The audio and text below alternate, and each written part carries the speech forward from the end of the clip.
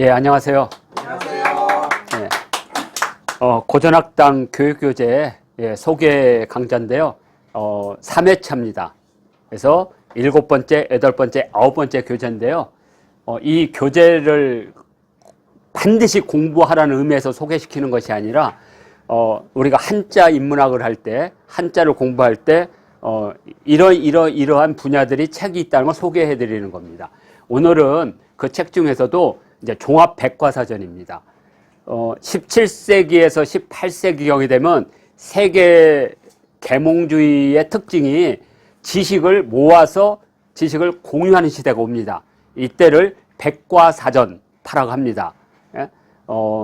프랑스에서는 디드로가 처음으로 백과사전이라는 책을 쓰게 됩니다. 그때 디드로가 그 당시 유럽에서 가장 유명한 계몽주의 학자들한테 내가 이러이러한 지식들을 모아서 모든 사람에게 공유할 건데 당신의 지식을 주시오. 그 대신 돈은 없어. 했는데 한 명도 거절하지 않고 모두 자기 지식을 모았어요. 그래서 만든 게 백과사전이라는 겁니다. 우리나라에서는 이수광의 지복유서를 백과사전의 원조로 칩니다. 그러니까 지식 정보를 모아놓는 거예요, 이제. 예? 자, 마찬가지로 여러 가지 분야들이 있잖아요. 뭐 꽃이면 꽃, 뭐 짐승이면 짐승, 이런 것들을 모아놓는 거예요. 그 모아놓는 것 중에 우리가 이제 유학사회에서 가장 일상적인 게 호칭이죠. 임금에 대한 호칭이라든지 관직의 호칭이라든지 가족에 대한 호칭, 그러한 호칭을 모아놓은 것, 그 호칭을 모아놓은 것이 바로 오늘 하게 되는 칭위록입니다. 호칭, 칭위, 이렇게. 그래서 오늘 소개하는 교재는 칭위록, 그 다음에 학어집. 학어집은 말을 배우는 것을 모으는 책. 그러니까 단어집이죠. 단어집. 그 다음에 이제 대동천자문. 이렇게 오늘은 세 가지. 이렇게. 그래서, 이 칭위록이라는 것은 이렇게 생겼습니다. 이렇게 생겼어요. 이렇게. 네. 그래서, 갖가지 호칭들이 있습니다.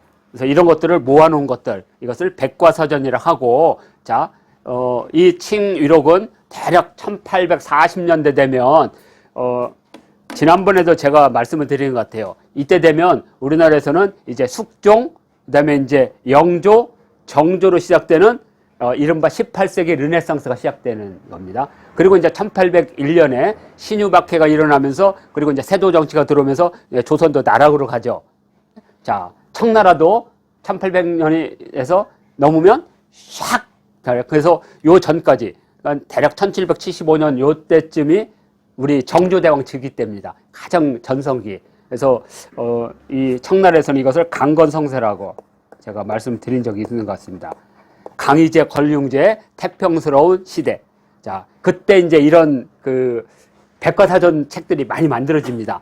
그래서, 이 양장건한 사람도 워낙 유명한 사람이기 때문에, 이 사람은 이제 문학 관련된 시나 이런 것들을 모으는, 그래서 중국에서 이제 가장 많은 게 시를 모으는 거, 뭐 시총 이런 거, 시를 전부 모았다.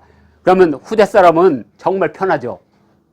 그 많은 책들이 인쇄소가 없었을 때 이 책 하나만 딱 구하면 어느 분이 이제 예를 들어서 상해나 남경에 이걸 가지고 있어요. 그러면 그 집에 수천 명, 수만 명이 베끼려고 자기 종이하고 붓 가지고 와서 먹을 거 가지고 와서 베끼는 겁니다. 베끼는 거. 이러면서 거기서 이제 학파가 생기고 학문이 이루어지고 이런 것들이 백과사전 파들입니다. 그러니까 계몽시대를 특징 짓는 거고 시민민주주의의 시작입니다. 왜? 지식의 독점에서 지식의 공유로 전환되는 그런 것을 보여주는 대표적인 거다. 이렇게 보시면 됩니다. 이분이 쓴 책 중에 하나는 영연총화가 있어요. 총화라는 건 모두 모았다는 뜻이고요. 몰 총자입니다. 우리가 총서할 때. 그러면 영연은 뭐냐? 이게 기둥이에요. 기둥에 가면 우리가 뭐가 있죠? 주련이에요. 그러니까 역대 주련을 다 모아놓은 겁니다. 그러니 우리가 어느 사찰이나 이런 데 가서 볼 필요가 없어요. 이것만 보면 어디에 뭐가 있다. 이렇게. 그래서 우리나라에도 얼마 전에 문화재청에서 궁궐의 주련 모아놓은 책 낸 적 있죠? 그런 거라고 생각하시면 됩니다. 자, 그 다음에 칭위록. 이 두 개가 이분이 남긴 가장 대표적인 백과사전입니다. 이 영연총화는요 되게 유명합니다. 지금도 뭐 4자든 5자든 7자든 이렇게 대련이 있죠. 쭉 이런 것들 다 모아놨기 때문에 한학을 공부하는 사람한테는 되게 좋은 문장을 공부하는데 도움이 됩니다. 우리도 사찰에 가면 불교식 불교 철학이 이렇게 쭉 있잖아요. 그런 거라고 보시면 됩니다. 자, 그러면 자, 다음을 보겠습니다.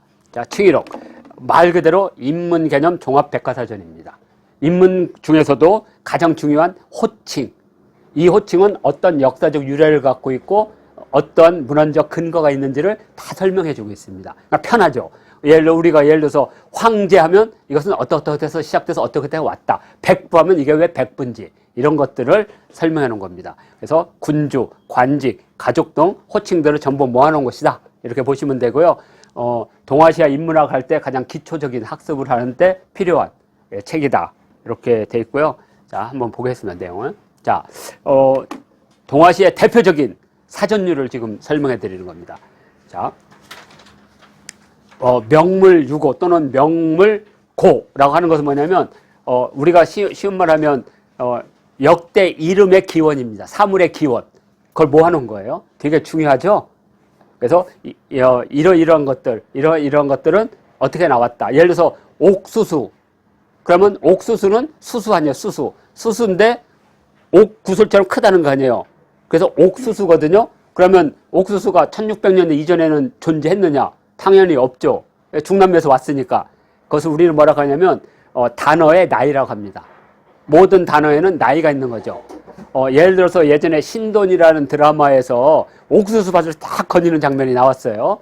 그래가지고 망신 톡톡이 당했죠. 그 다음에 임꺽정 드라마에서는 감자를 먹다 걸렸어요. 감자가 없었잖아요, 그때.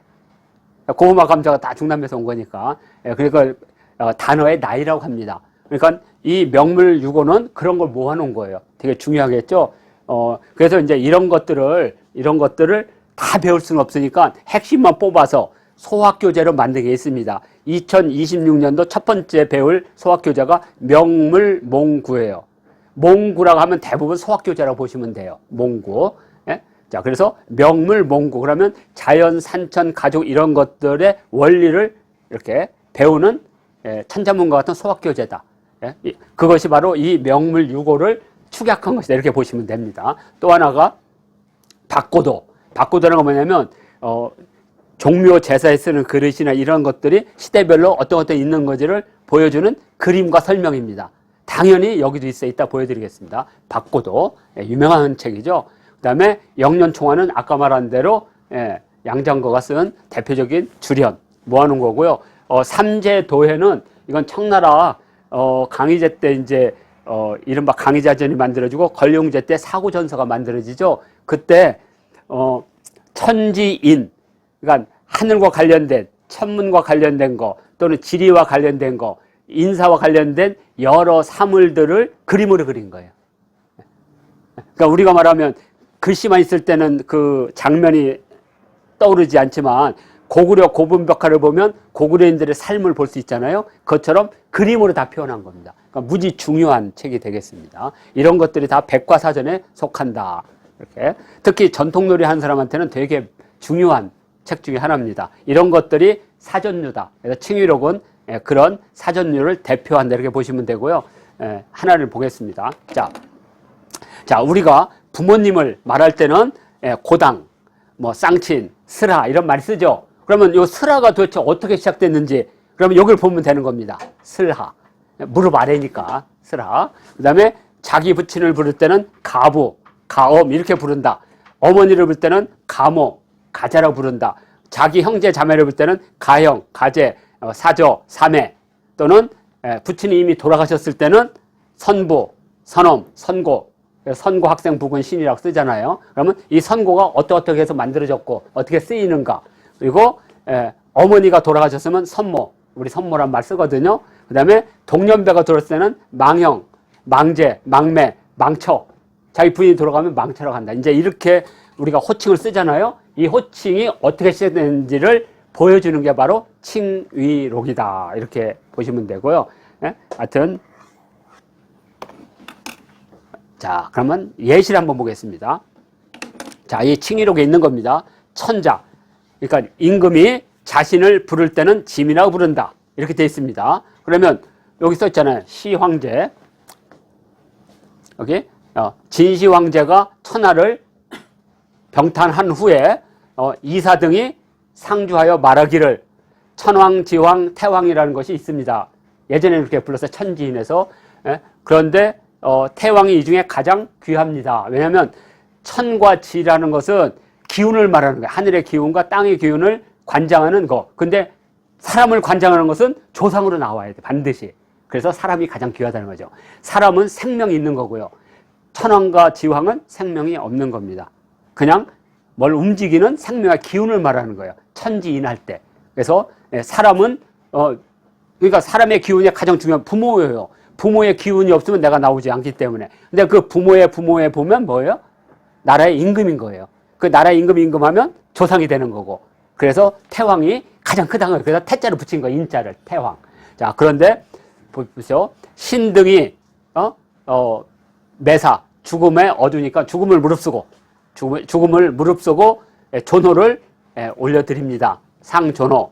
그래서 왕은 태왕이라고 부르고 명령은 제라고 부르고 명은 뭐냐면 명은 이렇게 하라 이걸 명이고요. 령은 그걸 보고 구체적으로 하는 거 그걸 령이라고 그래요. 그러니까 명은 큰 거, 령은 직접적인 거. 그래서 령은 뭐라고 불러요? 조라고 부른다. 그래서 조서 이렇게 쓰죠. 임금님의 조서. 천자는 스스로 칭하길 짐이라고 한다. 이렇게 되는 겁니다. 뭐 채옹주 이런 거 막 관계없습니다.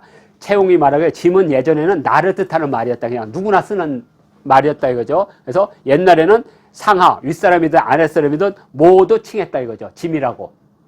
근데 언제부터 이제 짐은 못 쓰는 거예요? 진시황제.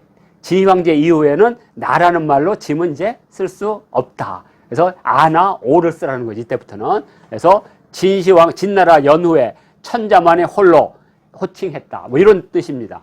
이런 식으로. 이게 이제 칭의록에 있는 거예요. 원문이에요. 자, 그러면 이제 금방 알겠죠? 아, 짐이란 말이 이렇게 해서 이렇게 만들어졌구나. 이렇게. 자, 그러면 공주입니다. 우리가 많이 쓰죠. 공주. 예전에 김자옥인가, 나는 공주에 이렇게 놀러와서 공주인데. 자, 공주는 뭐냐? 채용이라는 사람은 되게 유명한 사람이에요. 한무제 때 학자였는데, 예전에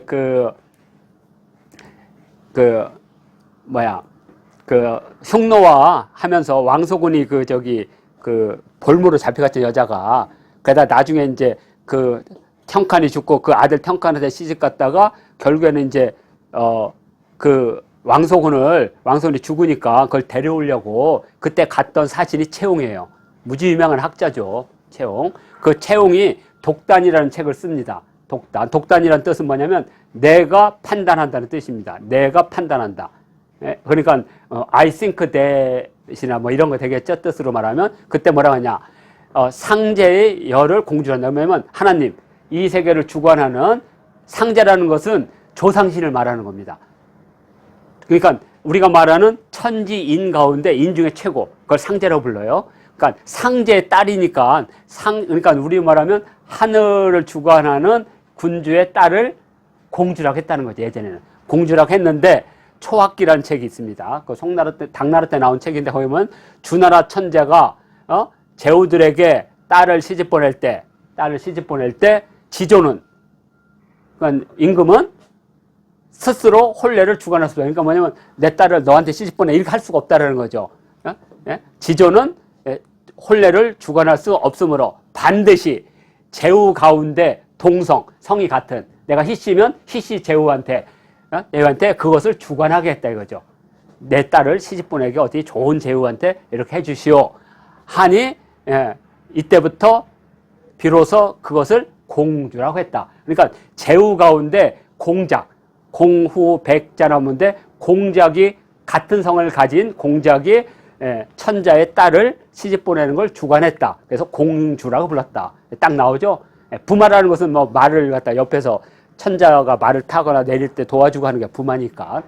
그래서 금방 알잖아요. 이건 뭐 뒤에 있는 거 필요가 없습니다. 반드시 제후 가운데 동성제에게 주관토록 하여 비로소 공주라고 하기 시작하였다. 금방 이해가 되죠. 아, 칭위록이라는 게 바로 이러이러인 걸 하는 거다. 그러면 하나 더 보겠습니다. 자, 아버지의 아우들입니다. 아버지의 아우. 우리 백부님 많이 쓰잖아요. 숙부님. 자, 그러면 이렇게 돼 있습니다.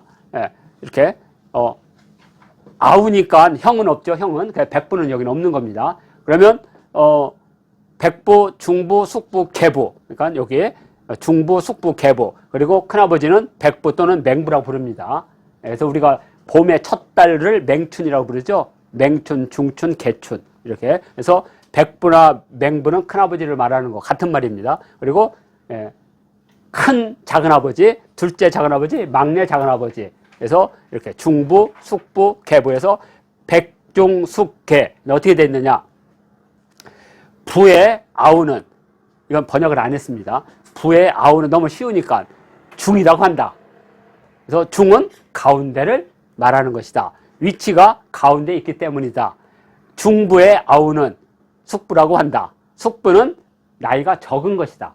중부보다 적은 것이다. 그 다음에 숙부의 아우는 계부라고 한다. 계부는 갑을병정무기 할 때 개와 같은 것이다. 이것은 서열을 말하는 거야. 뜻이 말하는 거냐. 왜 개냐?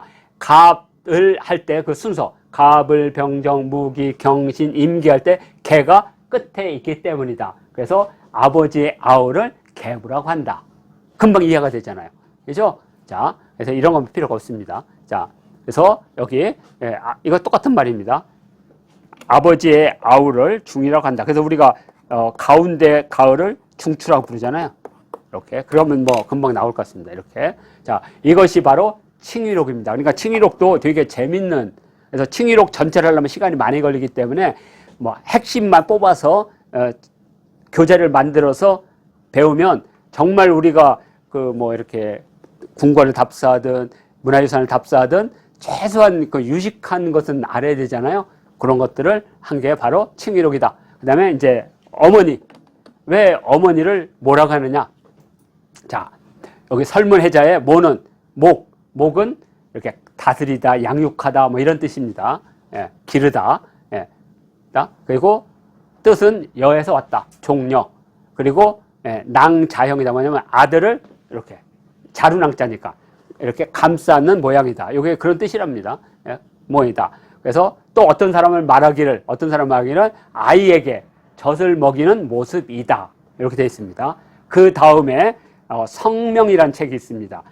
성명은 너무 그 중요한 책이지만 번역을 하진 않을 겁니다. 이게 뭐냐면 청나라 때 가장 중요한 4개의 자전을 모은 겁니다. 그래서 여기 보면 청나라 소사중합관이라 해서 이야, 광하, 방언, 성명.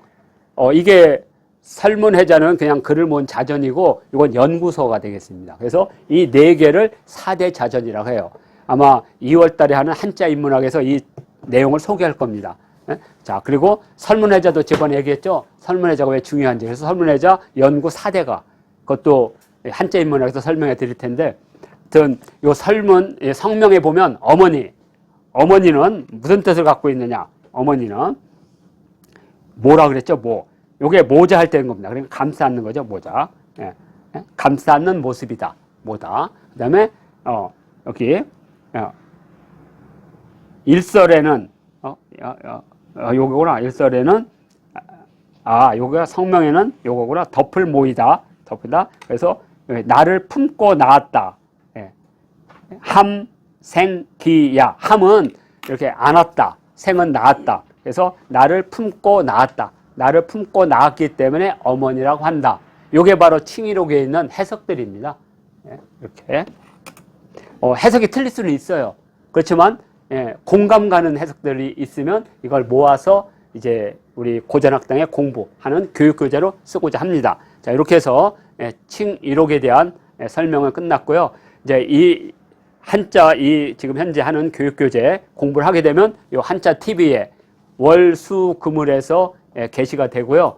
그리고 모든 홍보나 소식은 여기 고전학당, 네이버 밴드의 고전학당을 통해서 나오고, 아마 제가 지금, 그 자과독서라고 그 다음에 격언 연벽을 하는데 거기에 나와 있는 이제 원문은 제가 따로 쳐야 되기 때문에 쳐서 이 고전학당에다 다 올릴 겁니다.